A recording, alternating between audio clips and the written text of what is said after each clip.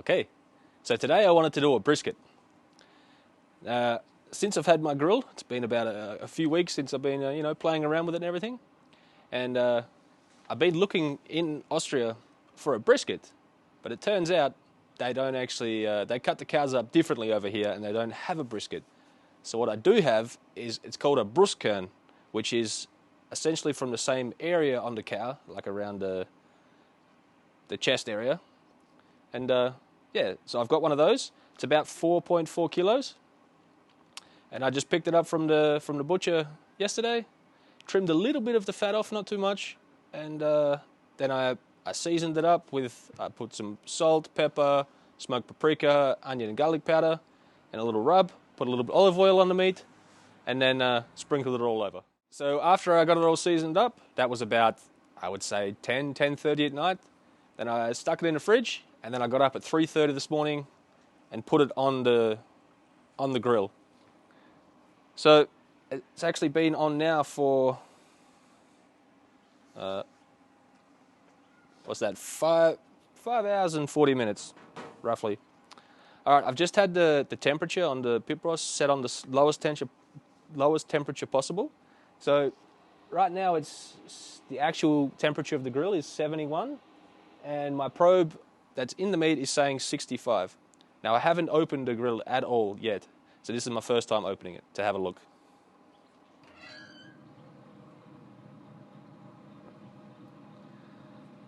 Okay, so it's looking really good.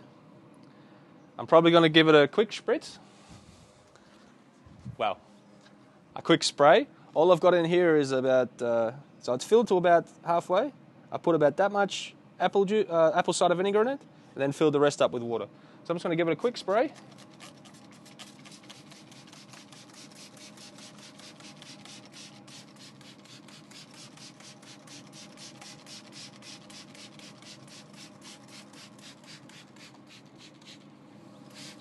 Make sure I get all around the edges.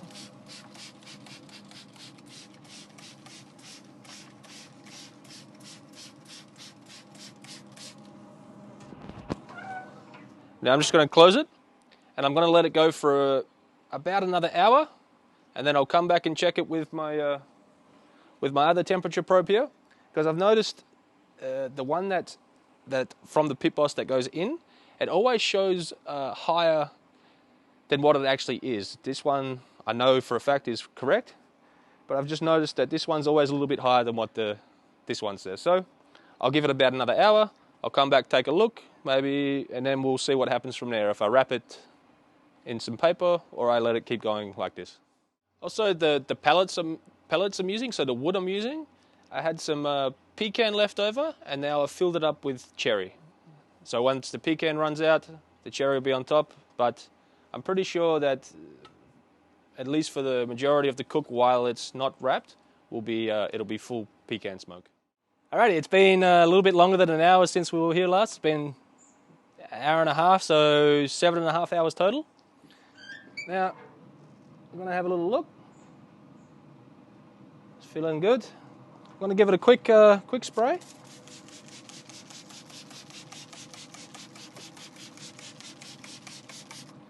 And now the temperature on here has been set steady at about 65 degrees for a while now. So I'm just going to double check the temperature at a couple of spots with this one. It's reading 61. Around 60.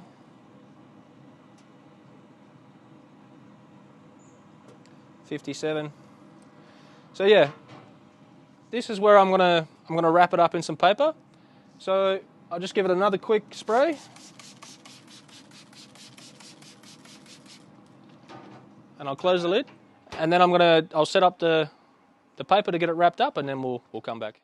Alrighty, so I've got my paper pulled out, ready to put the meat on top. Now, this is the first time I've ever wrapped something like this in paper and then cooking it on the grill, obviously. So this is not a tutorial, and you shouldn't be watching this if you want to learn exactly how to do it.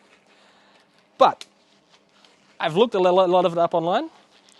And most people just like put it on and wrap it up, and they wrap it up as tight as they can.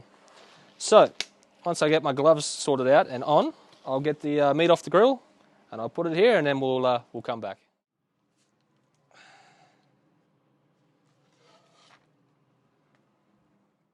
Alrighty, so I've got the meat out. I'm going to give it one last good dousing with the vinegar water mix.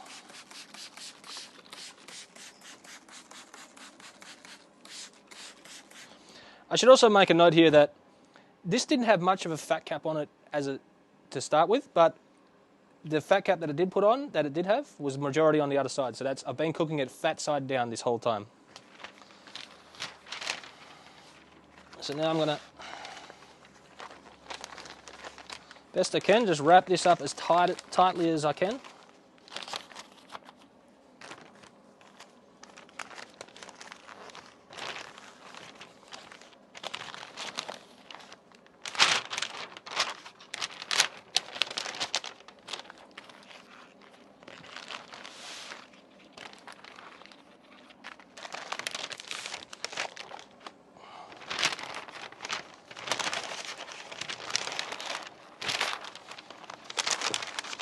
As I explained just before, this is not a tutorial on this at all.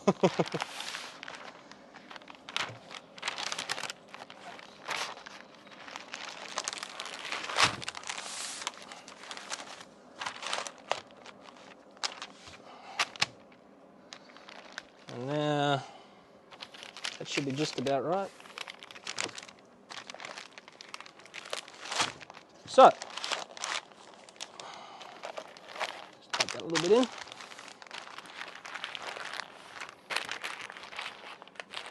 And now, so I'm going to stick this back on the grill, and I'm going to put the probe in, and then I'll turn the temperature up a little bit. Alrighty, so we got it back on the grill. Now I'm just going to, I had the probe in previously on the side, but because now it's kind of braising and I want to try and keep any juices that are formulated in the bottom of the paper, I'm going to stick it back in the top. So we'll go in a bit of an angle there. That should be about the middle. So we'll get this closed up.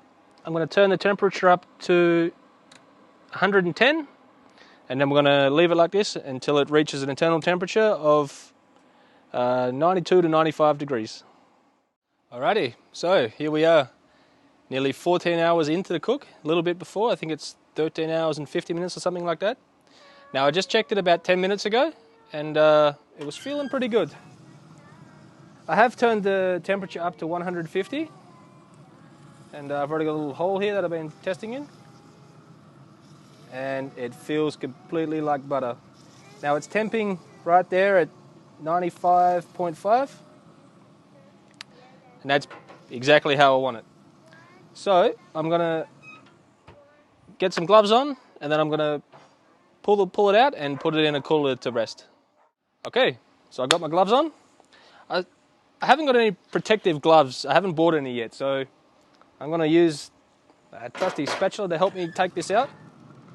So at the moment, just going to remove that, and then I'm going to leave this in a paper, and I'm going to put it in my esky that I got sitting right here.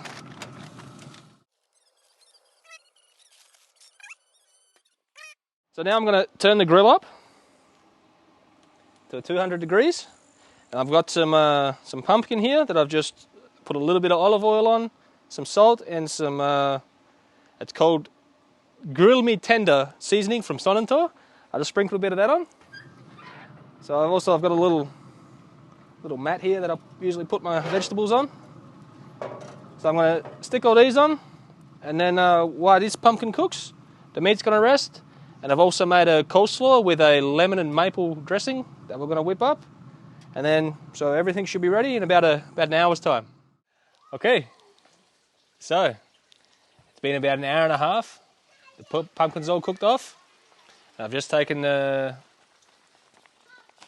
meat out of the esky there. And now I'm going to open it up and have a look at it.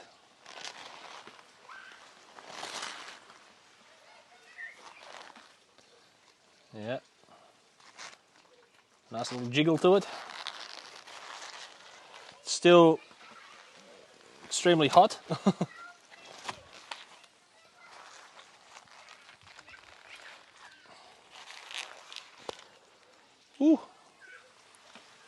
lot of juices. We can just pour them on top. Alrighty.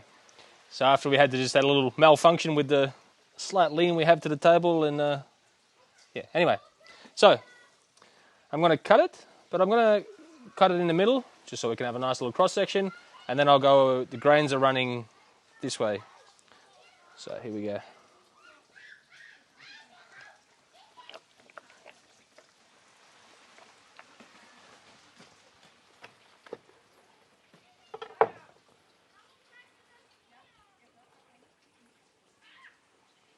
Oh, it's still really juicy. Yeah, this is going to be good.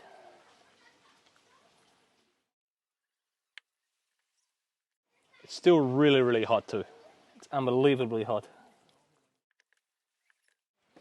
So, ooh, got a nice little smoke ring to it. Still super hot. It just falls apart like.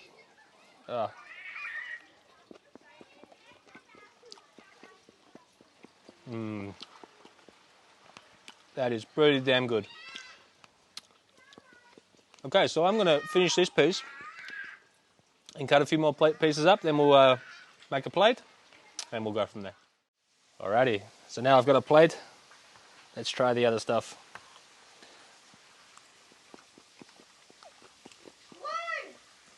The pumpkin gets super sweet on the barbecue. It tastes so good.